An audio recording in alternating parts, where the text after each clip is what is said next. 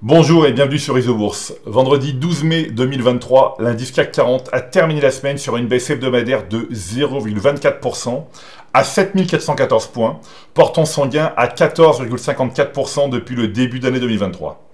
Alors la bourse de Paris a terminé la semaine en ordre dispersé, en hausse pour les baromètres des petites et moyennes valeurs françaises, les indices CAC Small et CAC 1060, et en légère perte pour le baromètre des grandes capitalisations, l'indice CAC 40. Aux États-Unis, seul l'indice phare des valeurs technologiques, le Nasdaq Composite, est parvenu à terminer la semaine dans le vert, loin devant les baromètres des petites et moyennes valeurs américaines, les indices S&P 400 et S&P 600, dont les pertes hebdomadaires dépassent 1%. L'indice Nasdaq Composite évolue au sein d'une tendance porteuse à moyen terme depuis le croisement haussier des courbes de pression Isobourse 5 et 20 mois, validé en avril 2023. Il est toujours utile de rappeler que quand la courbe de pression Isobourse 5 mois évolue au-dessus de la courbe 20 mois, nous savons que nous évoluons dans une phase de marché favorable à moyen terme, mais nous ne connaissons ni la force ni la durée de la reprise. Sur l'horizon court terme, la courbe de pression Isobourse 5 semaines de l'indice Nasdaq Composite évolue toujours au-dessus de la courbe 20 semaines depuis la semaine du 17 janvier 2023. Malgré une troisième semaine consécutive de baisse, l'indice phare de la bourse de Paris, le CAC 40, reste inscrit dans une tendance favorable à moyen terme depuis le croisement haussier des courbes de pression Isobourse 5 et 20 mois validé en janvier 2023. À très court terme, la consolidation est installée sur le CAC 40 depuis le croisement baissier des courbes de pression Isobourse 5 et 20 jours validé le 26 avril 2023.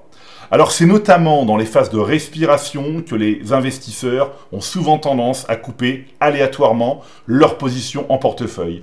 C'est pourquoi il est nécessaire de prendre du recul en se reportant sur les unités de temps plus longues comme l'unité mensuelle.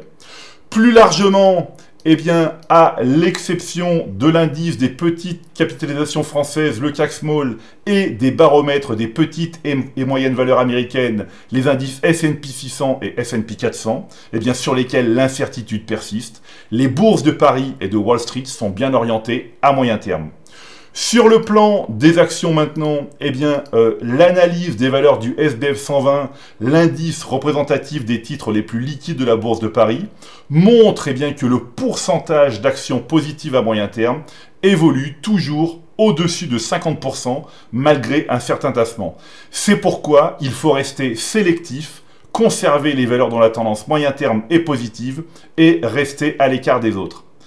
Avec un gain hebdomadaire de 12%, l'action Score a terminé en tête des plus fortes hausses du SBF 120 cette semaine. Le modèle Isobourse est repassé positif à moyen terme sur le titre du premier réassureur français lors du croisement haussier des courbes de pression Isobourse 5 et 20 mois validé en avril 2023. Aux États-Unis maintenant, l'analyse de la composition du S&P 100, donc l'indice représentatif des 100 plus grandes sociétés américaines, montre que le consensus moyen terme Isobourse est toujours très rouge, avec plus de 65% des valeurs en tendance baissière, d'où la nécessité d'être hyper sélectif. Alors, avec une perte hebdomadaire de 18%, l'action PayPal a terminé en tête des plus fortes baisses du S&P 100 cette semaine. Sans surprise, le modèle Isobourse est négatif à moyen terme sur le titre du spécialiste américain du paiement en ligne depuis le croisement baissier des courbes de pression Isobourse 5 et 20 mois validé en septembre 2021. 76% de baisse depuis le signal Isobourse. La deuxième plus forte baisse du S&P 100 cette semaine revient à Walt Disney.